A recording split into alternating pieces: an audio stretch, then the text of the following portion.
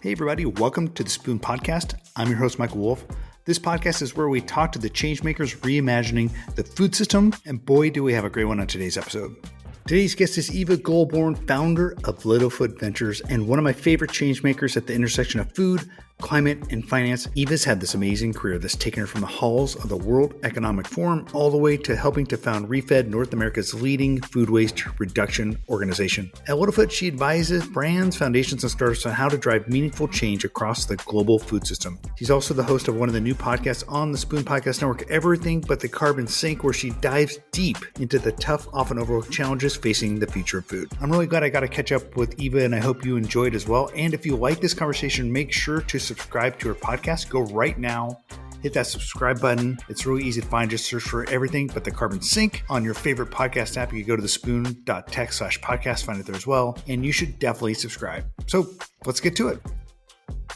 Eva, we got to know each other a little bit through Google Food Lab, and I always enjoyed talking to you. Welcome to the show. Thank you. Thanks so much for having me. And we're going to jump into your podcast, which you've launched with the Spoon Podcast Network. But before we do that, let's let people get to know you a little bit. You have an amazing background. You've worked at one of my favorite places in ReFed, which I think is like doing great work in food waste reduction. You worked at the World Economic Forum. You've had an amazing background, but one of the themes and the threads I've seen throughout your career is food. How did that happen? Because I think you went to George Washington University, you had an international affairs degree, but you didn't necessarily major in like food systems. Why did that become such a focus for you? Yeah. Thanks, Mike. And it's a great question. And it's one that I get from a lot of people too, who are navigating either their first professional career or pivoting in their professional career. And yeah, in college, I studied like primarily the Cold War, intercontinental ballistic missiles, and art history. So to your point, what does that have to do with food systems? But I've always been passionate about food, borderline obsessive, in that I started subscribing to Martha Stewart Living magazine when I was about 7 or 8. So just, and also having a Jewish mom who, always had something sort of baking in the oven or something on the stove, or, honey, are you hungry? Are you hungry? I think that's one of the things that for all of us who work in food now is extra special, because everybody eats. Everybody does have their own very long-term relationship with food. And some of us who decide to really commit their professional careers to it have that sort of personal connection and basis there. And truly, I remember even to the Martha Stewart Living, it was definitely pre her insider trading stint too, because I remember they rebranded it to Living Magazine after her run-in with the law. And so I had been, getting her magazine before the rebrand happened. And I just found that to be fascinating too, just understanding where different types of ingredients is. That's like also where, understanding the concept of seasonality and where food comes from and, quality. I mean, what can't you learn about food systems from Martha Stewart? But then I went to university at a time where, to answer your question, like, why didn't you study food systems? Oh my God, I wish it was invented. Like, the closest thing you could possibly maybe get is to go to culinary school and become a chef, and or environmental sciences was just sort of the catch-all for now. I mean, every single academic institution has a food systems, or food studies program, a climate program, Columbia, New York University, Tufts, Stanford, Harvard, MIT. Like, it is, I wish that, this was, I guess, when did I go to school? 20? You're born 10 years to 15 years too early, because you could have went to exactly. these. So that would have been a dream for somebody like me. And so it just wasn't even a thought in my mind for my academic career. But then thankfully, after a very short, quite boring stint at the State Department, I was an intern for their Human Rights, Labor, and Democracy group, which I hope still exists today. Who knows? But that was also sort of my, Chances are it doesn't, but yeah. I know, it's just like cobwebs and filing cabinets. But that was the beginning of my professional foray into international development. I had always sort of had a craving for exploring the world around me. I went on my first international trip solo when I was 12 years old. I went to South Korea. Impressive. Yeah. And I was like, there was no way I wasn't going to Did you just hop, your parents put you on a plane, or was this through a school program? sort of neither and both. I was a day student at an international boarding school. And so I was the only, and so I went home at night, but all of my friends, like quite literally, were from, almost 200 different countries around the world. So that was a really formative academic access point. And my best friend at the time, she was from South Korea. And because, it was an international boarding school, the breaks, spring break was like a month or 6 weeks or something like that. And I convinced my parents that, when she invited me home to visit her family, that this was a great idea and to please, please, please let me on the plane. So I just went with her. She and I traveled by ourselves. It was also when you had like, an attendant with you on the plane, but, we're received by her parents on the other side. And I just like lived her life with her back home for, I guess it was 2 or 3 weeks. And again, like, that's really when you start to see how interconnected our food system is, how interconnected,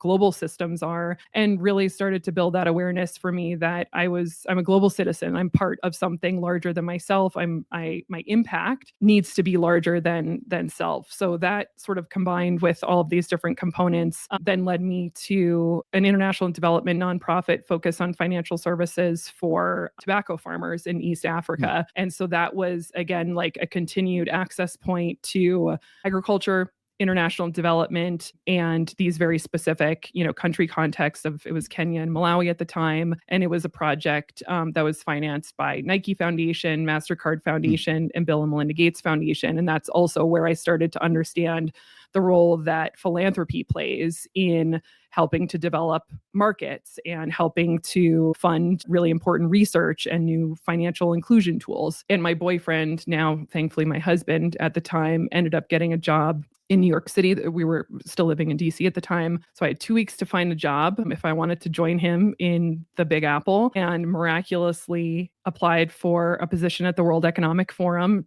Truly did not understand exactly what that international institution was. I applied for a job that I didn't get, but they were like, we want you instead to be on this food security and agriculture team. And I was like, even better. That's awesome. Yeah. I think I had like applied for like mobility and transportation or something like that. So it doesn't sound nearly as cool as what you ended up doing. Yeah. Yeah. So I was like, put me in, coach. This is great. And just packed up all of our stuff. And thankfully, then I got to join my boyfriend in New York City, and I was off to the races. And I was there for about 5 years. The World Economic Forum, for listeners who don't know, is an international organization. You probably know it most for the annual meeting in Davos that's held in the Swiss Alps in January of every year. Very, shishi, high profile private event that happens. But most people don't know or don't fully appreciate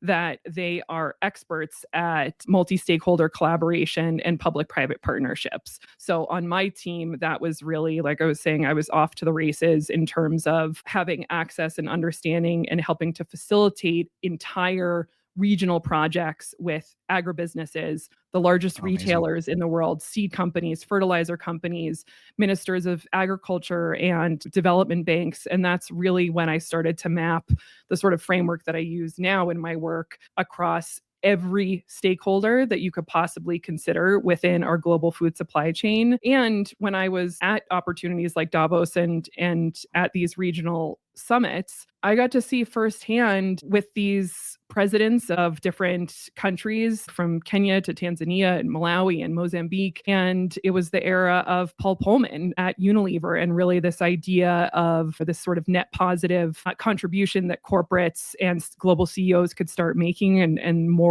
around that triple bottom line.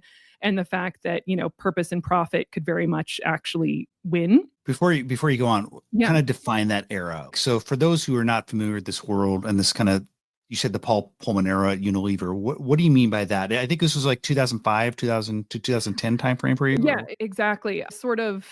And I mean, there's no like food systems official historian for this, but I consider that sort of the immediate time after the UN Sustainable Development Goals were established. And so that was really a formative framework for any and all of us working in a variety of different, health, nutrition, access to education for women and girls, maternal health, everything that the Sustainable Development Goals, sort of capture. And there again was this moment for corporate leaders like a Paul Pullman to come to the table with these international institutions to help guide what those Sustainable Development Goals could be. And since thankfully there were many focused on food systems, it just created a common language that wasn't there previously. So if you could explain to someone who's not familiar with the idea or what is the World Economic Forum, I always kind of seen it as one of these things. It's an NGO in the old terminology. How is it funded? Or maybe I'm explaining it wrong. How would you explain to someone what it is? Is it like the United Nations or a bunch of countries submitting money to fund this thing? Yeah, it's a great question. And it's sort of like all of those things jumbled up together. Officially, it operates as essentially a trade association where companies, so private sector players, pay for different levels of membership. And they're sort of, or at least when I was there, were organized by their industries. So even though I mentioned that I worked on food security and agriculture, I worked under the consumer industries team. So that was, again, the agribusinesses, CPGs, retailers, who of course were focused on this issue. So it's like a trade association, or maybe like if the UN had a baby with a trade association, had existential identity crisis with a nonprofit, then you would get the World Economic Forum. So it is very unique in that its access, the way that it plays that, can play a very unique role with the UN and UN agencies.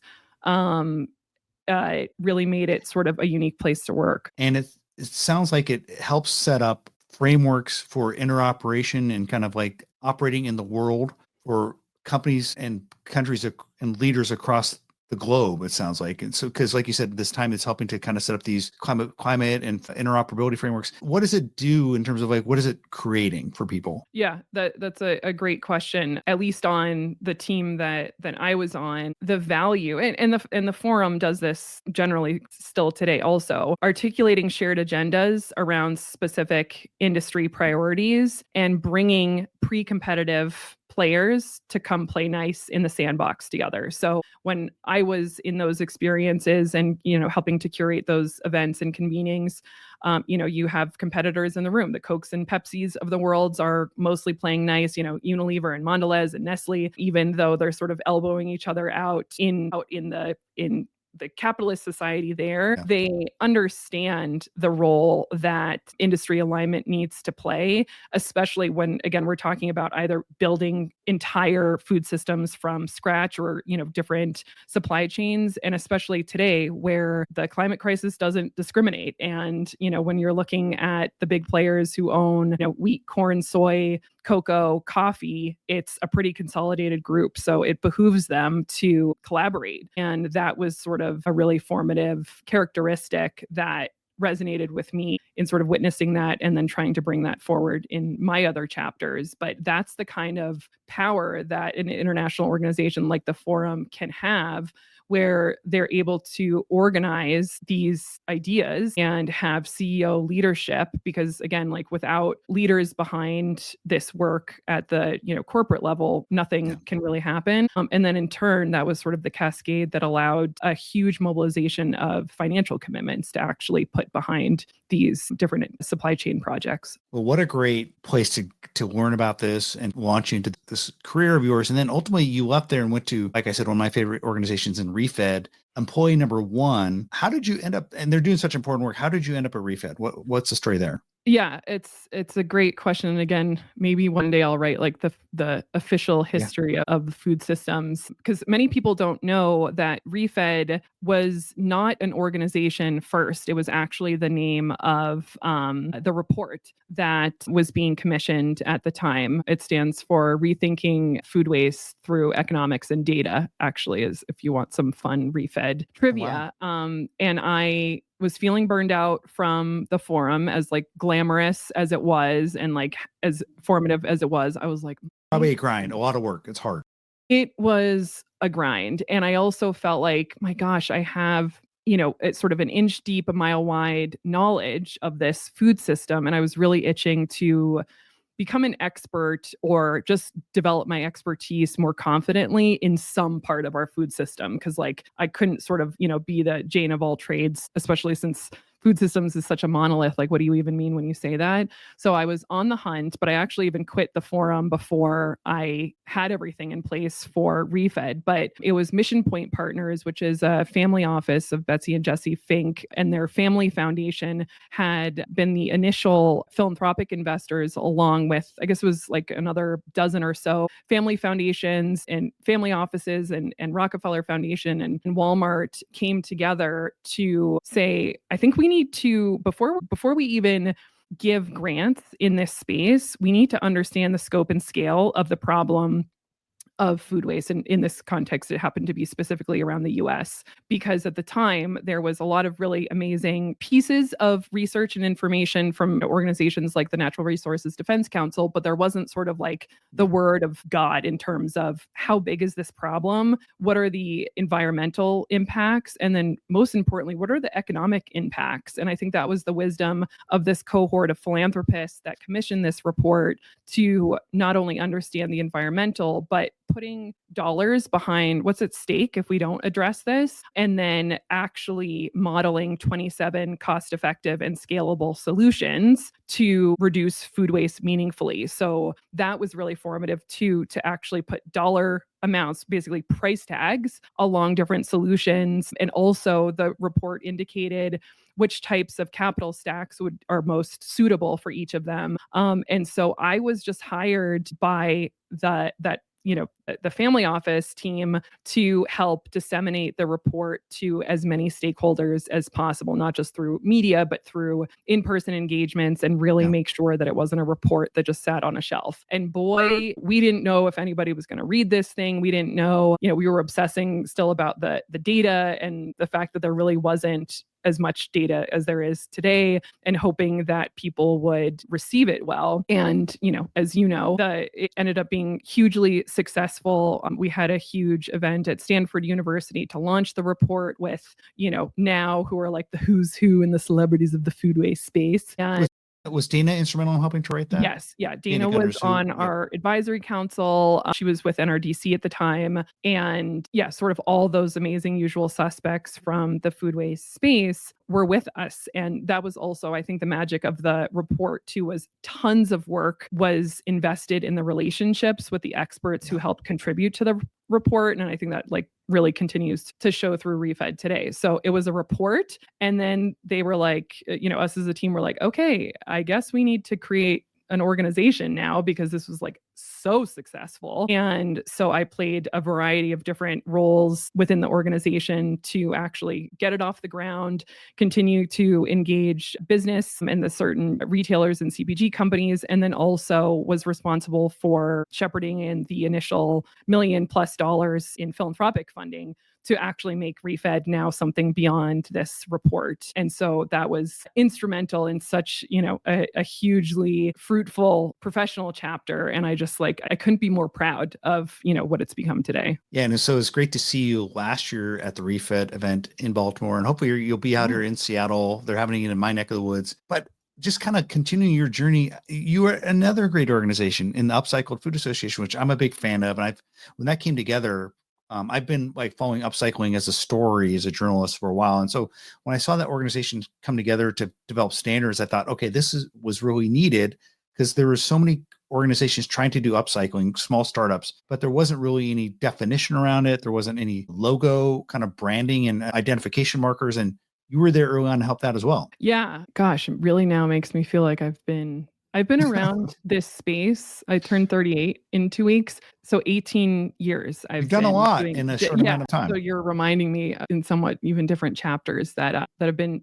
tucked away. I guess maybe to answer that, I may go to Littlefoot for a second, because that sort of was my foray into the Upcycled Food Association. But after I helped to support Refed, again, I was like, I got to just figure out, what I might want to do next. I found out I was pregnant with my first child in December of 2017, and immediately had this maternal instinct to do more and do something to now protect the planet, the environment, society more intensely now that I had these little feet that were growing inside of me. So that's why Littlefoot is called Littlefoot, because it was an ode to the little feet that I was growing inside of me. And so my personal interests, my professional capabilities, and now my like mama bear instincts collided in this very significant way where I was like, okay, I don't know what I'm going to do, but I'm going to start Littlefoot. And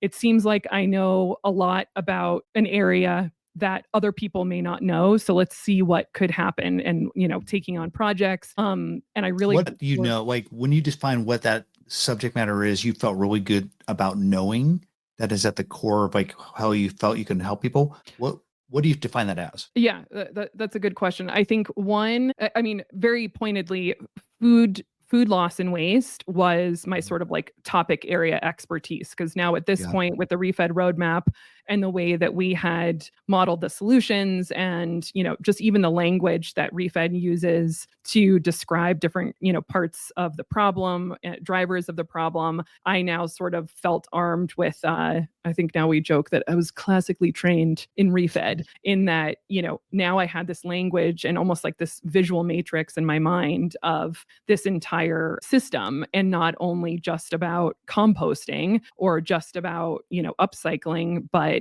drivers on at the farm gate and during production and, the labor economics involved all the way into, applications of AI solutions in, retail settings. So I really finally felt like, okay, I think I'm armed and dangerous here, and let's test this out to see if this is valuable to people. And thankfully, it was extremely valuable. My first client was Anna Hammond of Matriarch Foods, so an upcycled brand. I worked with her sort of pre-concept before it was called Matriarch Foods. She just knew that this was a problem that she wanted to start addressing, and I had the great privilege of stewarding her through a lot of that early process to help her articulate the urgency of the problem that she was solving for, because there was so little education and awareness around food loss and waste at the time. Real quickly, just to kind of hone in on that. Yeah.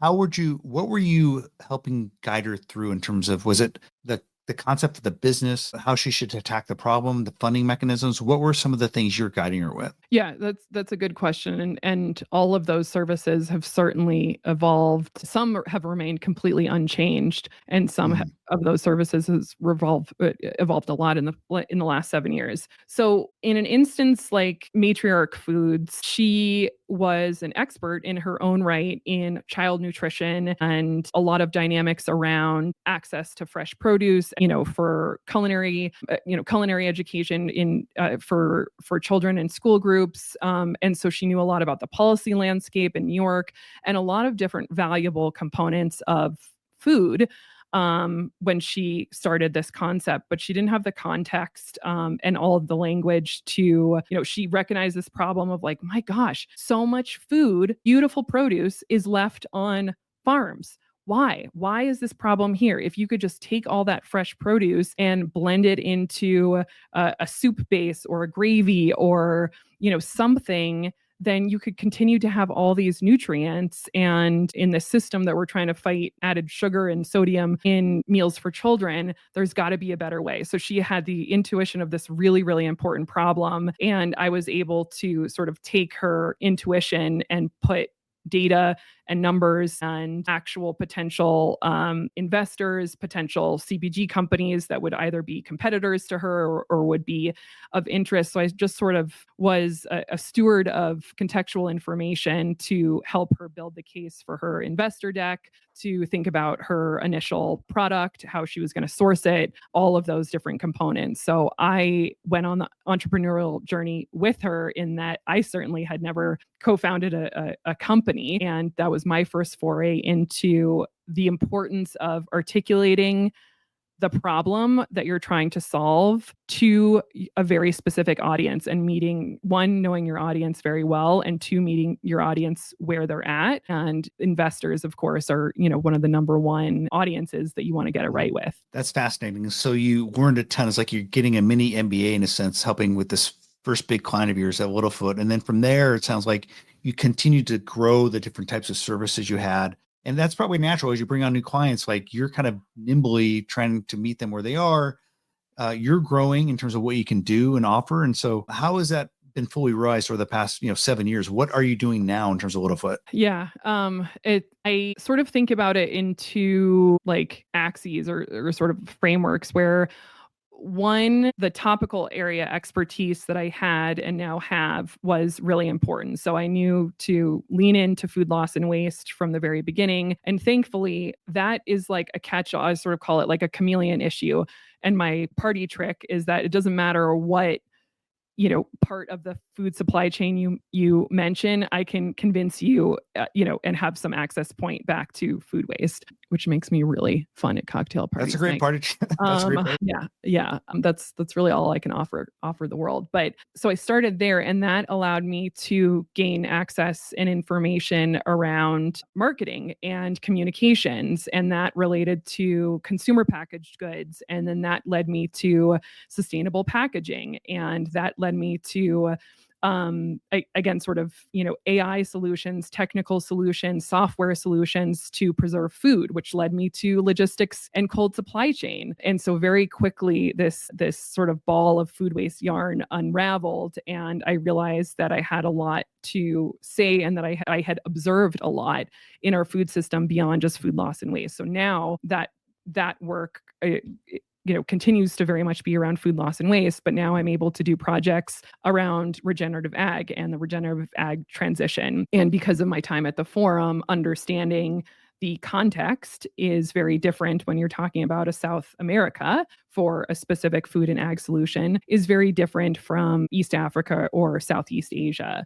So that's sort of like the first axes of the Eva Littlefoot matrix, where I've been able to sort of quickly build up the rest of my expertise across those different topic areas within food. And then beyond that, I have worked with food service companies, CPGs, retailers, trade associations, upcycled brands like Blue Stripes and Matriarch for several projects, and then started in the philanthropic world as well, because I had come from the nonprofit world. So it was sort of natural as I was trying to identify those levers of impact that there's a lot of amazing philanthropists who either are generalists, and I wanted to convince them that food systems transformation was like the best place, for their impact per dollar. Again, sort of taking a lot from my time at Refed to realize how powerful family foundations and corporate foundations can be. And then so that led me in terms of services to not only do strategy development on the corporate and brand side for food loss and waste, and I can give a few specific examples in a second, but then also using that same impact narrative strategy in another realm of food systems around philanthropy to create impact there. It's such an interesting worldview that you have and your expertise on the philanthropic side. I mean, I come from a world where I've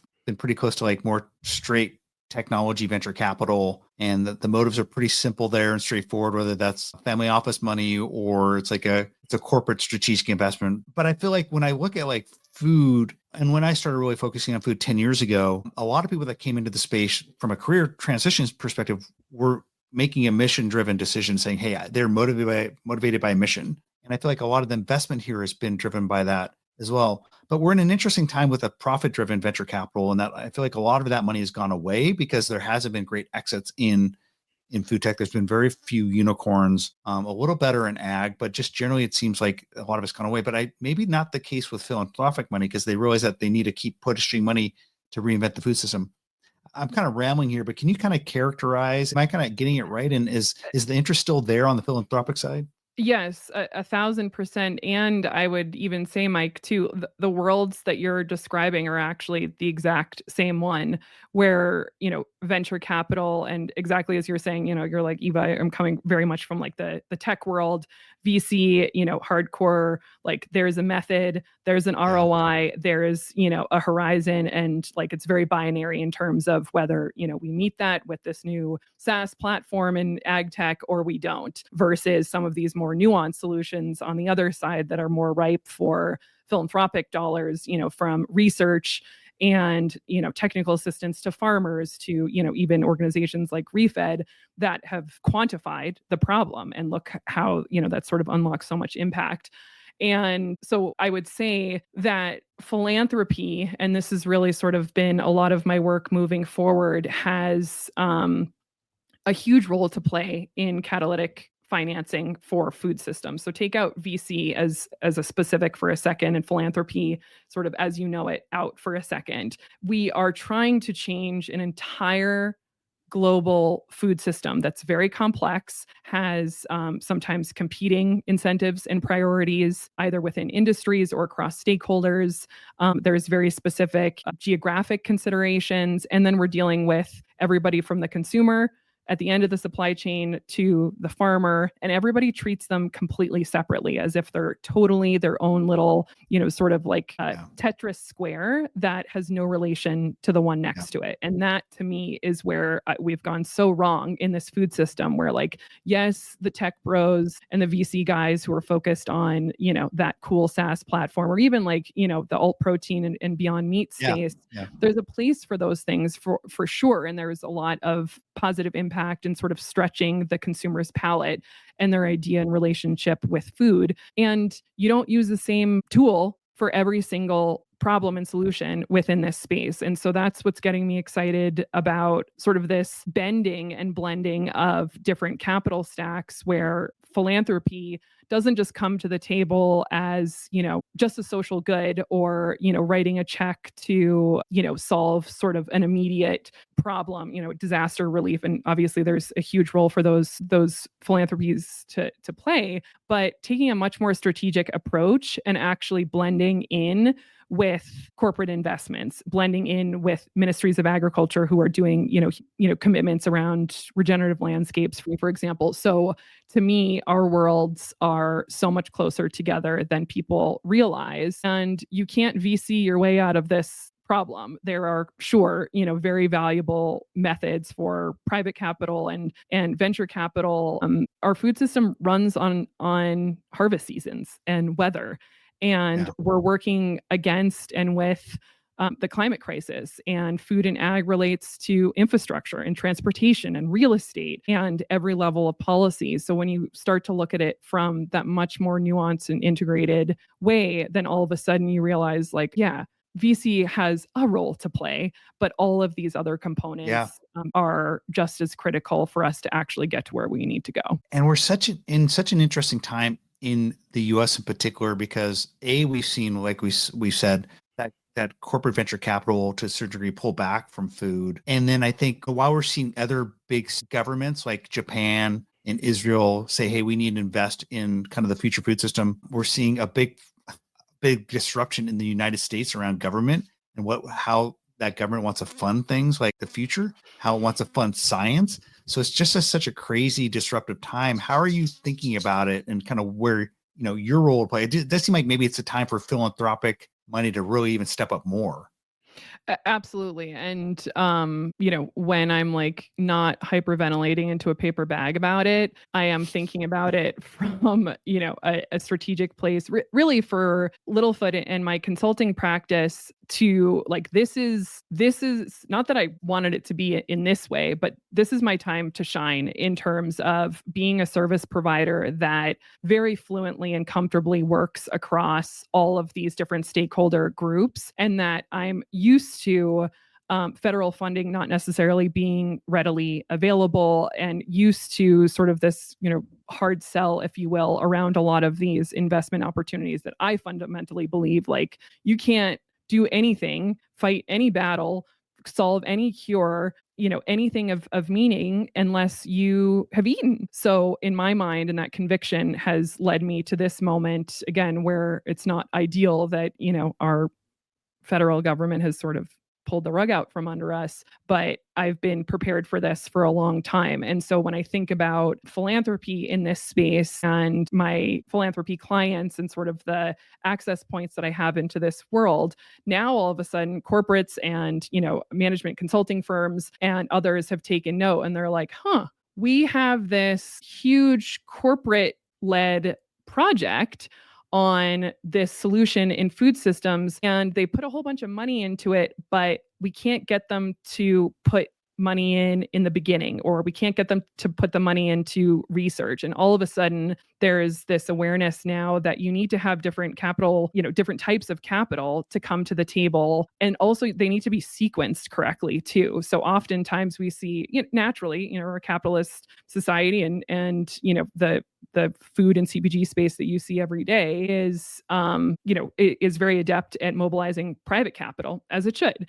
But all of these solutions then quickly realize, like, oh, geez, okay, we probably could have used a few $100 million from, an organization just to allow us to do these pilots on this new seed or crop for a few years so that we could get the large agribusiness or the off-takers to commit to this. And so now they're sort of coming back to the table to be like, yes, catalytic capital, patient funding, philanthropy. Eva, tell us more. How should we be engaging in this space? And so that's sort of, again, where you may view our worlds as being quite separate. All of a sudden, now it makes complete sense that these different motivators are coming to the table in a different way. So I say, like, philanthropy is going to be a necessary, like, even more necessary. And, it obviously plays a huge role in society regardless, but it's the number one the number one financial tool that is going to get us out of, a global climate crisis, a global food crisis, and you mentioned,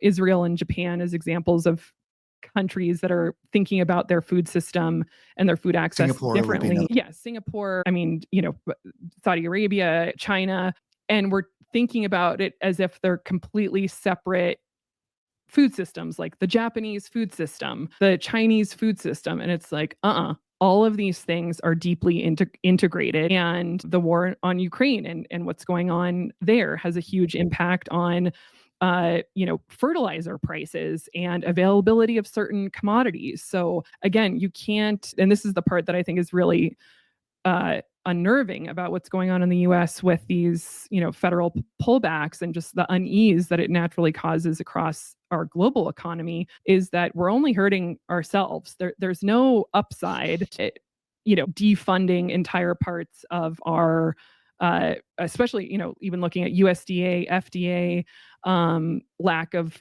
funds to farmers, in immigration policy in the US and how it affects the labor economics of where our food comes from in the United States, primarily California. Yep. Like, it's mind blowing and we're behaving as if these things are not deeply and intimately connected. Yeah, I went to international management school, I went to Thunderbird, and like at the time, like this idea of cooperating with different countries and kind of international management was such a big deal. And I don't know how anyone thinks like pulling back and being an island unto yourself in today's world is a good idea. And I think it's ultimately the damage is going to be maybe irreversible from a US perspective, like how we relate with other countries. Because how can you trust? And I don't want to go on a rant here, but I just don't see how anyone thinks this is beneficial. So you see Europe turning inward, you see Canada reaching out to Europe saying, hey, it's just crazy to me. Yeah. And I think even, I mean, that point is really important. And even if people and countries build trust back up with the US or not, again, it's like you could have a food product in your hand and it could even be like a pear or a grape or, something that's not necessarily like a hugely processed piece of food, but it may be picked in one country, shipped and processed across a border to another country, and then brought back to that other country. And then that other country would purchase that end product. Like, there's no linear essence to our food system in terms of, it doesn't just go miraculously from being picked in a field and then, dropping on your plate. I mean, of course, there's, some exceptions to that, when you have the luxury of having a very local food system, but that's not how it works. Our materials are sent across the world 10 times over in most instances, again, even fresh produce. And so it's just completely illogical to expect that, the US can sort of just be in this island. And again, trust or no trust is just not how any global economy works. And it's definitely not how our food system works. I do want to talk about your podcast, Everything But the Carbon Sink, because I've really enjoyed the first episode and we're excited to have it on the Spoon Podcast Network. And my favorite question from your first episode with Renee was, what is the ugly baby? What is the hard problem that people aren't talking about? So I almost want to ask you that when you think about, some of the problems you're trying to solve, what is the hard thing What is the ugly baby? And by the way, that's a great question. I love that question. How did you think of that question? I mean, how I thought of it just, my brain mostly works in stream of consciousness. So who knows what the Eva noggin computed to have that come out. I'm glad it resonated. And it, to me, was very accurate in terms of, something that's necessary to tend to isn't what you expected, and something that can be like, a royal pain in the ass. And I loved Renee's answer to that. And I think that, my own answer is really what my podcast is intended to do. And, I'm so hugely grateful to you and the team for giving me that platform, because in everything that I've just been sort of yammering on about in this last 45 minutes together, I've seen so many different parts of the food supply chain, different regional contexts, different, supply chains. And that helps me be a good service provider in my client work. And it makes me like voraciously hungry and curious for more information. So I'm almost like, this is my way to feed the beast of my own curiosity and understanding of this global food system and why it's so damn hard to do certain things. And, to your question too about the ugly baby, everything but the carbon sink, I decided to have that podcast be focused on this intersection of food. And that's everything from food loss and waste, regenerative, consumer marketing, nutrition guidelines, food service, child nutrition, anything, to climate, which was my little ode to the carbon sink, and that whole world that has this perception of being, much almost like more innovative, more sort of like the Silicon Valley vibe that comes from climate, even though, again, we're talking about the same exact planetary system. And then finance, because to answer your question of the ugly baby, how do we pay for this stuff? Why is it so damn hard? Why do we have these types of headlines in the news about, the really apocalyptic framing around either the climate crisis or food insecurity? I mean, even, like the earthquakes in Southeast Asia, like we're seeing these things in real time, and yet everybody's still like, what's the ROI? And, let me see if that matches with my investment thesis. And I'm like, you've got to be kidding me. The way that we fund and invest is the way of the dodo bird. It makes no sense to me. And so that's what I want. And so far, with the amazing guests that I've had so far, I've been able to tackle that and ask these different amazing experts to give their perspectives, and from different types of capital too. So that's, I think, the thing that I'm really excited about too, is to sort of bring that deeper understanding that we've just been talking about, of like these very nuanced opportunities for different capital to come on stage at different times. I go like full ham on asking a million questions and getting those specific examples from those guests. And the ugly baby for me is how to integrate all of these things. We cannot just be, intrinsically motivated by dollars, but somehow we still are. And so I'm on the quest to figure out, why is this so damn hard? Well, I don't know if you're going to ask this question in your own podcast.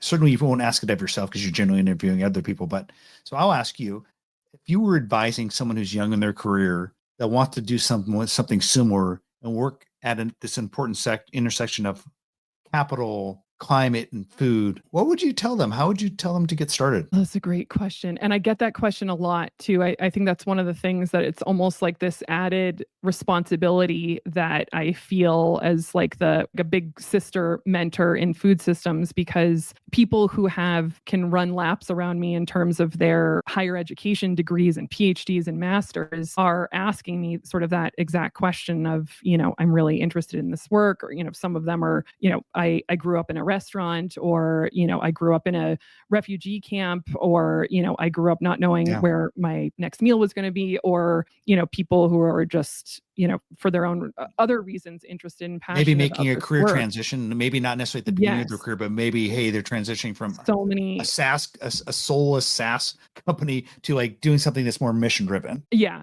And that is the other sort of bucket of people that are like, there's got to be more meaning for me out there, and I'm looking for a career that's more impactful. And I would say, read ask questions, elbow your way to the table. I love when people just like and I'm probably going to get even more of an influx of emails now, but people reach out all the time. And I'm always delighted where I'm like, oh, how did you find me? And, because I feel like I'm such a small little minnow in this very, very large coral reef of food systems.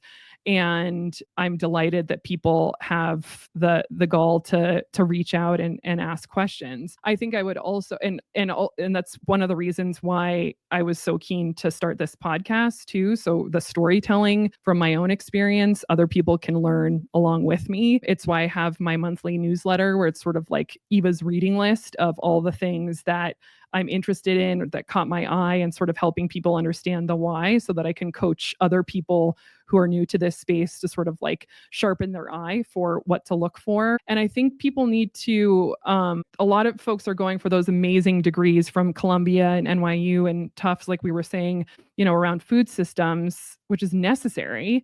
And I'm jealous that I didn't have that opportunity. But you need to also have an opinion about what you're going to do with that information. Me essentially being a consultant and advisor in this space wasn't my end goal. I have a very specific vision of what I want our food system to look like. And so by any means necessary, that's what Littlefoot is to get to that outcome. So I think people I often speak to who are either earlier in their careers or transitioning think they have to have all the right answers and have the exact answer of like, going into the nonprofit world versus for-profit, or going into marketing versus research. It's like, who cares? Just jump in somewhere and read and write as much as you can, blog posts and just practicing having a point of view, because from there, so much else will become clear in terms of what possibilities and jobs are out there. That's a great answer. And maybe hopefully you don't get a huge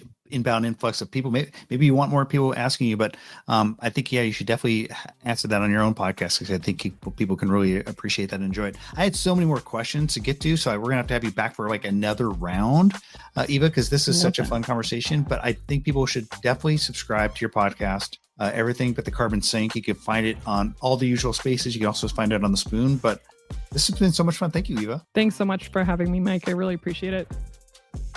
That was fun, wasn't it? I hope you enjoyed my conversation with Eva Goulbourne, who, in addition to building capital stacks to fund interesting and sustainable businesses, she's also the host of a new podcast, Everything But the Carbon Sink, right here on the Spoon Podcast Network. I would encourage you to go find that and subscribe if you want to hear more of her deep conversations with people doing interesting things in the world of food. All right, folks, if you haven't already heard about the Smart Kitchen Summit, please go to smartkitchensummit.com. It's on July 21st to the 31st. We're doing about 2 hours of programming a day. We get some great speakers, and we're building the schedule now, and it looks like it's going to be an awesome event. You could get in for less than $100, so why don't you head over to smartkitchensummit.com right now and get your ticket. Thanks, everyone, for listening. We'll talk to you soon.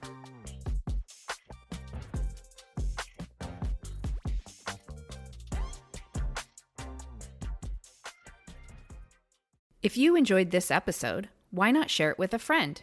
And don't forget to give us a 5-star review. You'll find more content like this on thespoon.tech/podcasts.